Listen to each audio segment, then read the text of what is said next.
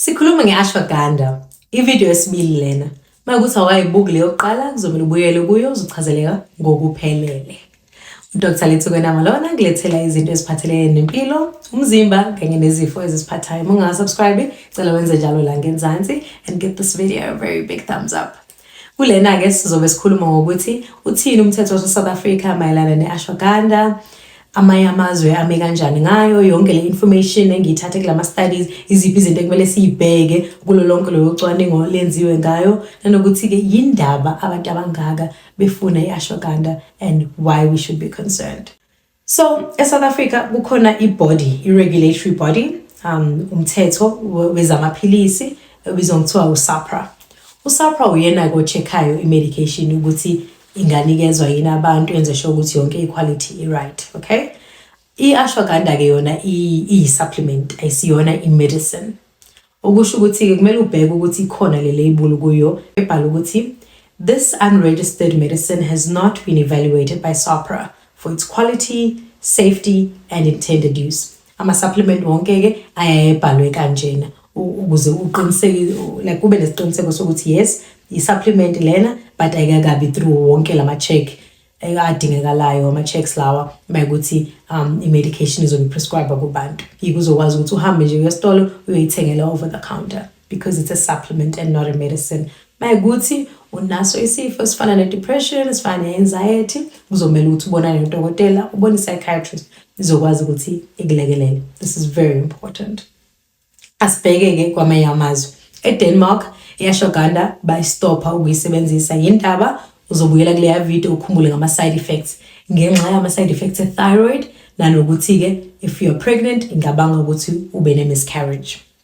EFrance iyasetshenziswa but with caution ngayo indaba ye-thyroid. E-India iyasetshenziswa but ukhumbule ukuthi the leaf version sekuthiwe it's banned, okay? Le yenziwe ngamacembe aso lesi sitshalo. E-USA it's regulated as a dietary supplement as well. So uyabona ukuthi khona ama-inconsistencies, izwe nezwe lenza into engafani, okay? And that's what happens with a lot of supplements okuwamaphilisi angacheckiwe ngalendlela esiyaye sihlole ngayo izinto eziningi esizprescribayo, okay?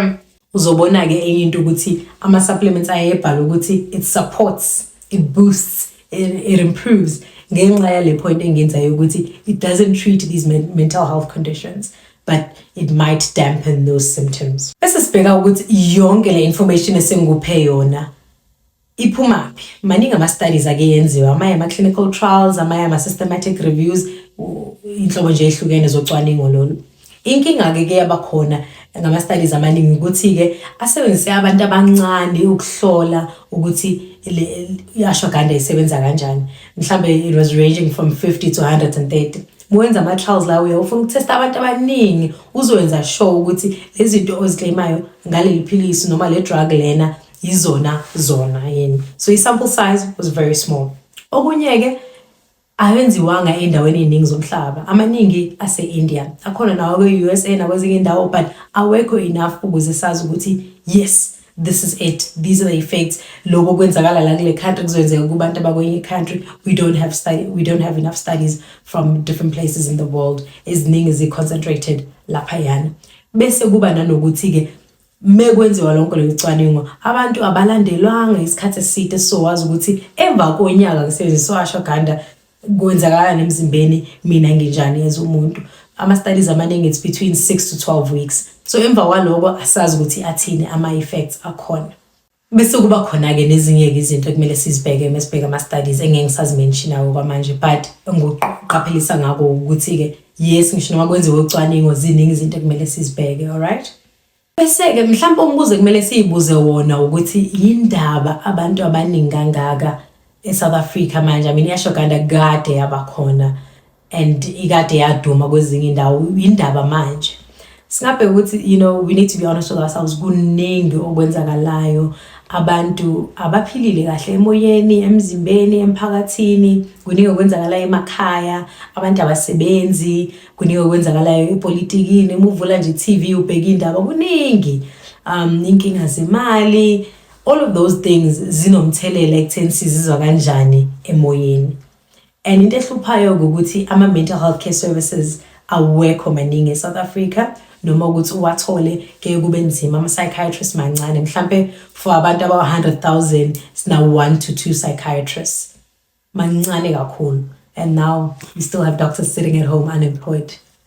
So this is a problem the government really needs to sort out, so that people bezokwazi ukuthi babonane nodokotela maybe badinga, ikakhulukazi manje mesibona nokuthi khona i-information ekhishwe i-Department of Health ukuthi we are number 4 on the continent out of 29 countries kubantu who have high suicide rates. Cabanga, being number 4 out of 29, that's very high. Ukusho ukuthi kuningi okwenzakalayo, kuningi esingaka-address, and that's why abantu bezofuna ukuthi bathathe ashwagandha, because it just helps them cope for that time being.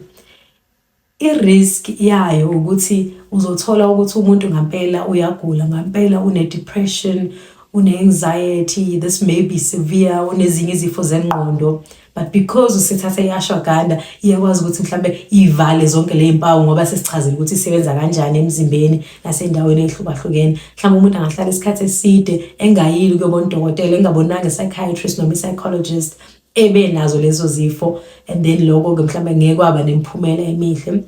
It could be really serious. And then kwesinye isikhathi ungathola ukuthi-ke it's even difficult to treat, ngoba umuntu sehlale isikhathi eside engatholile usizo olufanele from udokotela noma i-psychiatrist. Okay, ungangazisa ukuthi wena ithini imicabango yakho, ume kuphi nge-ashwagandha, uyamazi umuntu oyisebenzisayo, mhlawumbe wena oyisebenzisayo iphethe kanjani.